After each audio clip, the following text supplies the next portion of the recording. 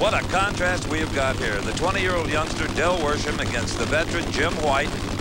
Now, the amazing thing about the previous round was the light that Worsham cut. Almost a perfect one. Jim White better be careful. This kid might just strap it on him like he did McCullough. The kid leaves first, but way too soon.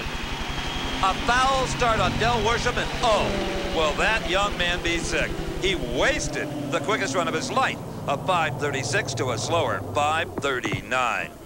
Jim White goes to the final round. Let's go to Brock Yates on the starting line. Well, you take him any way you can get him, right? But still a 5:39 puts him in the big show. Right, it fell off a little bit. Looked like it dropped the cylinder, but we'll be all right. You'll be okay. Go get him. Roland anxious to get away from that interview, get down the end of the track, find out what happened to that Hawaiian. He knows that the 39 not going to win this race. Here we see the young lion. He leaves a little bit too soon. Must have got intimidated by Jim White.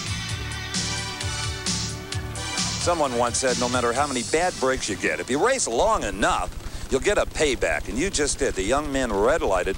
He'd have whipped you otherwise.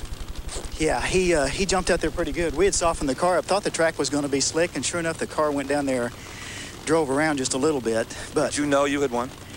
I felt sure I wasn't that late. You never have been. Well, I hope not. Great job. Thank you. Sounds like Jim is not sure whether he was late or not, but I'm sure right now his mind is on this pairing, John Force and Mike Dunn, because he's going to race the winner of this round, and it's ET that counts. Who's going to have lane choice? This is a very even matchup. Drivers of equal experience. First-class race cars both have trailers full of lots of parts. John Force has one thing Mike Dunn doesn't, and that's an onboard camera for us to ride along. This is a pick-em deal. I don't think there's a favorite here either way. Force is away. Looking out that right side, we don't see Dunn. Dunn is a car length back. John Force goes to the final round for the second race in a row. 5:30 to Dunn's 5:36. Top speed for Force, 270 miles per hour. And there was no advantage off the starting line for either driver. As I said, a very balanced confrontation. Yes, it looks like in the replay that they started exactly together. Both cars reacted very nicely. A little flash of fire there on Dunn's car might have slowed him somewhat, but Force's power just kept coming on. As you can see, as they move down track, he continues to put distance on Dunn. As they reach the finish line, it looks like a very easy win for John Force. He's in the final. So even though it looks like it might be an easy go for John, Jim White has run 20s. So the final pairing will be John Force versus Jim White, and Force has the lane choice. Calmer today than I have ever seen him. John Force goes to the final round. 2 races in a row. How'd she run? 5:30.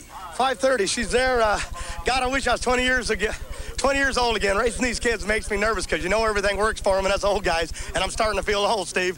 Makes you plenty nervous up there.